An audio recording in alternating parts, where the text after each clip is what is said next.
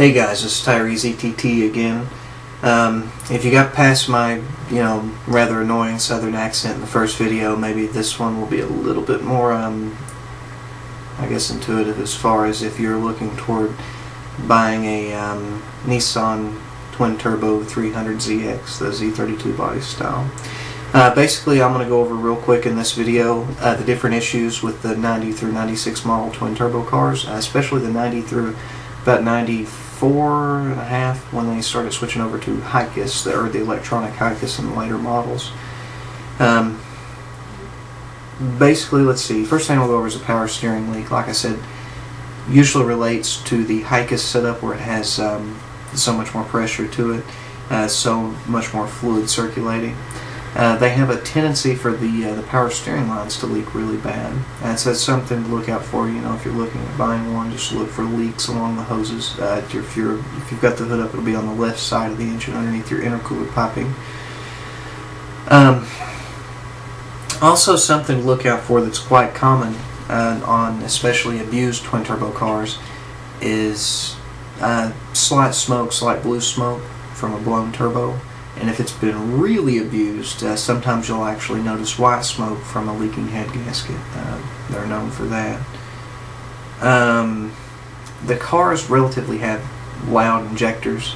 A lot of people mistake this as a really bad lifter tick, which these cars also do get a pretty obnoxious, lifter tick sometimes if one gets stopped up with hydraulic lifters, but there's a huge audible difference.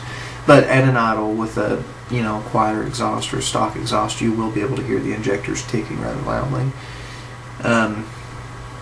Aside from that, actually, if the car sits for a long time, the type of injectors from the 90 to, again, I think about 94, mid-94, they were the early style injectors. And actually, if you let the car sit for a long time with the power or the battery still hooked up, they have the tendency to go out after you start driving the vehicle again. I had my car for almost 4 or 5 years, never had any problems out of it, and when I had the motor out, the car actually sat for a while, maybe a week or two. I think it was 2 weeks before I started in on it, and I just drove it about a mile to where I pulled the engine at and rebuilt it. I had the battery unhooked and everything at that point, put it all back together. The day after I put the motor back in, I had 2 injectors go out. I pulled the plenum back off the car, replaced those 2 injectors, put it back on. The following week, I had 2 more go out. And since just about a week ago, replaced all the injectors. It's good to go. It actually runs like a top now. And I actually do have a switch now, which I had before but never really implemented, to turn basically the relay for the fuel pump off to take the pressure off of the injectors, which the pressure and the power going to them somehow or another is what's causing them to ohm out wrong. The good injectors, if you want to check this, you can actually take an ohm meter. They should read anywhere from about 11 to somewhere around 13. Right before they go out, they'll usually ohm at about 80 to 100 plus, and then 0. So just as a heads up, if you have the liberty to check that. A lot of them tend to have a bad carrier bearing. The bearing in the drive shaft will rot out, cause a real loud thump, cause an odd vibration around 60 miles an hour too. A lot of them have bad and faulty connectors because the factory twin turbo wiring harness, or the NA, or not naturally aspirated non-turbo wiring harness, is bad for it too.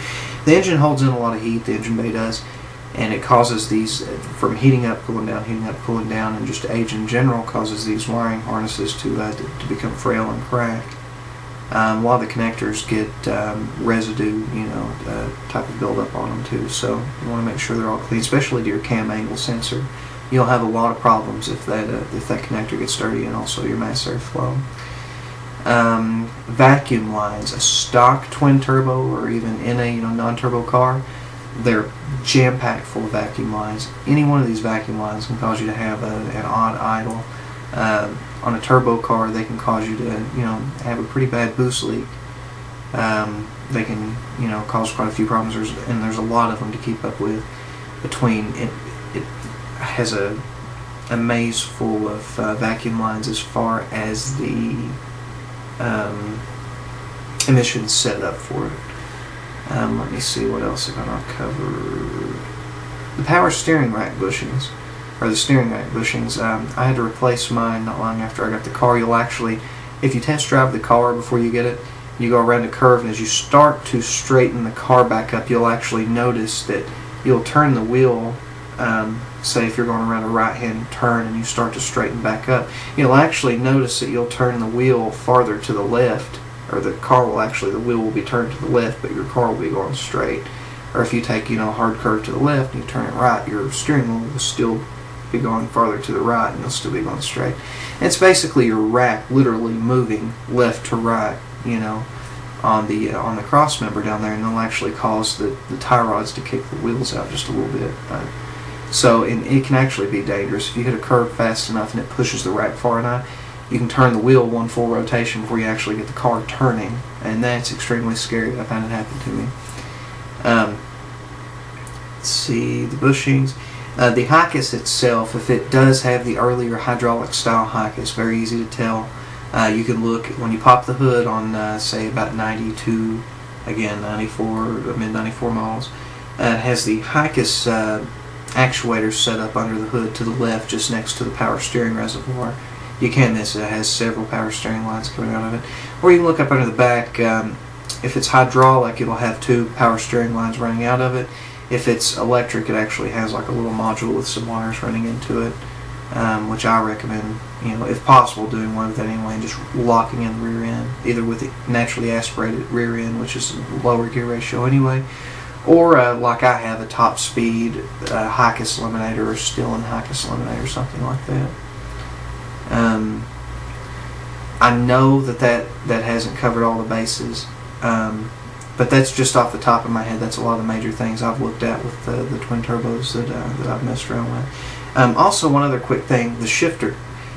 There's a boot. I used to sell a kit, a solid shift kit that actually completely replaced it, but it's got a little mount on the inside, and they're really bad for breaking and dropping the entire gear shift down on top of the drive shaft, so keep an eye out for that if you feel it really loose. The oil pressure gauges are synonymous with not reading correctly as well. A lot of times they'll actually read 0, and pretty much on that, usually when you have really low oil pressure in these type of Zs, those hydraulic lifters will absolutely tick, same way if they get low on oil. So I'm just saying that's a common problem, so don't let that completely deter you from buying one. Just do a little bit of research and make sure that the vehicle will be okay. I'm trying to think. That's all off the top of my head. Just take that stuff with a grain of salt. Just kind of look over the main things, like I said, about your turbos, the injectors, things like that, the wiring harness, because you might actually find a really good deal on one. Somebody might think the vehicle's a lot worse off than what it is, and it might be something really simple to fix, even if it is an injector or something like that. You might get the car really cheap. I'll leave it at that for right now. If you guys have any more questions or any other things to look out for, anything to add to it, I can add in the comments section about your experiences if you've purchased one, or things for these guys to look out for. Aside from that, just check out my other videos, and should have some more videos coming up soon. See you guys.